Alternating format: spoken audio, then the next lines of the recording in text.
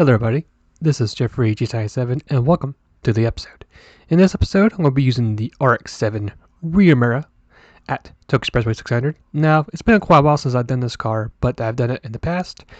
I had a request build to do this car, and if we probably reach a goal of probably 15 likes, I'll be more than willing to do a part 2 series with this car later in the future, and for that, it'll be the swapped version of the RX-7 rear mirror.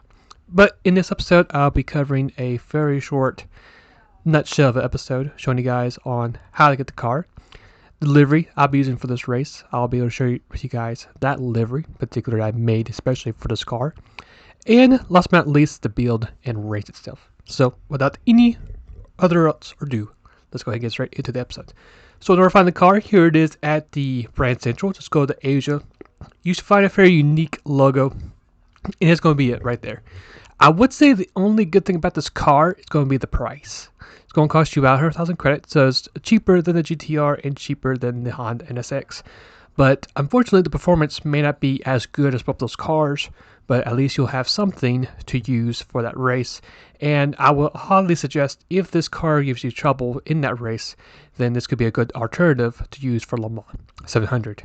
So after you grab the car, let's go ahead and check out the livery. So this livery that I custom made for the car, if you want to follow me in the game, it's calling me Livery GT7YT.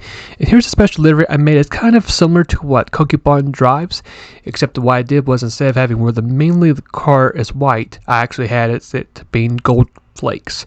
And in my opinion, I think the car looks really nice with this different color change.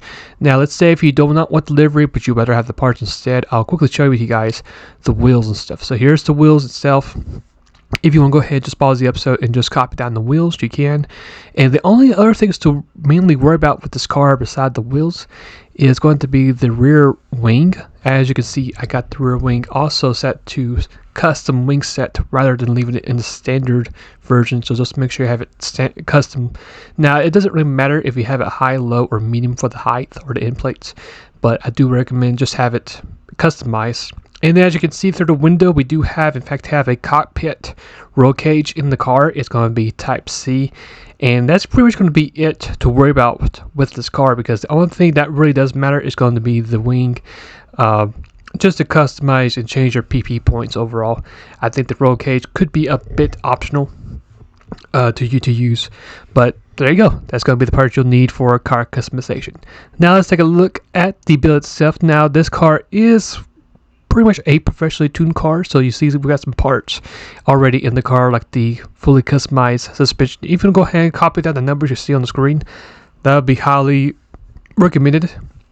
Sport hard tires, that's going to be the tires I'll be using for this car. There's going to be quite a good bit of ballast added to the car as well.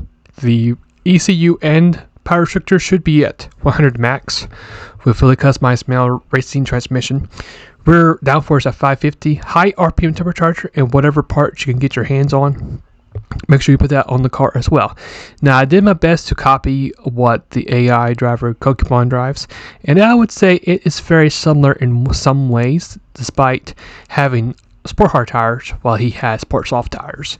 I'm not too sure how it's possible to do his setup since he has sport softs on his car, but I did the best I possibly could from this car.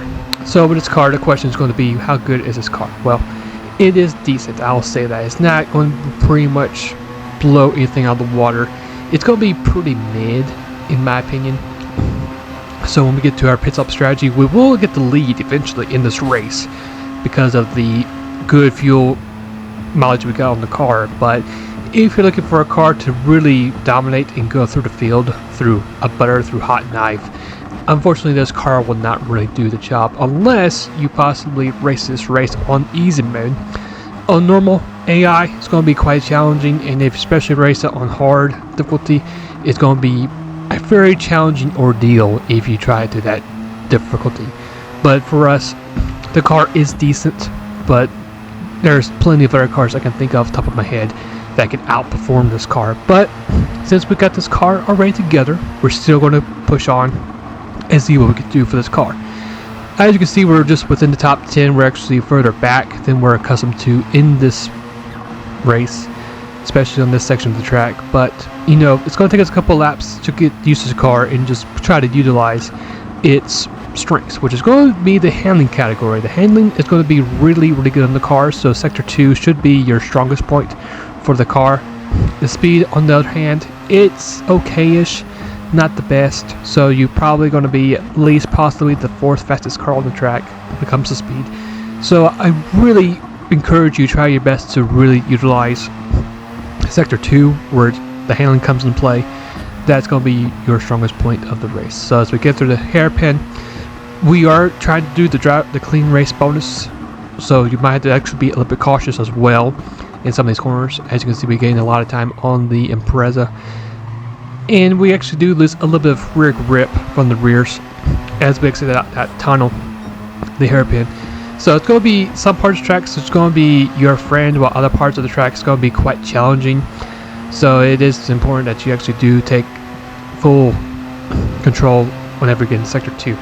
First lap, it's kind of mid overall. We're going to be right P7 on our first lap at 2:22 total time overall. We're going to get P6 as we go past the Porsche, just momentarily making it to P6. Now, fast forward now to lap number 4. It's going to be into lap 5.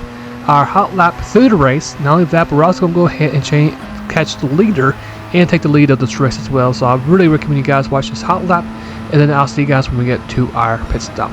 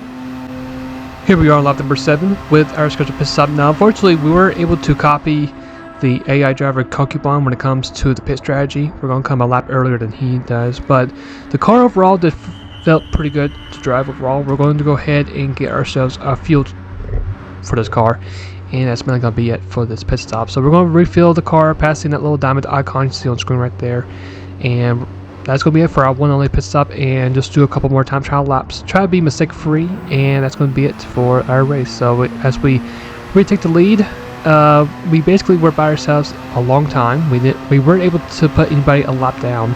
It's going to be overall a pretty slow run at 26:52 overall for our run. So pretty slow run overall for this car, but the upgrade version I believe is much better. So here's a quick look at stats and stuff.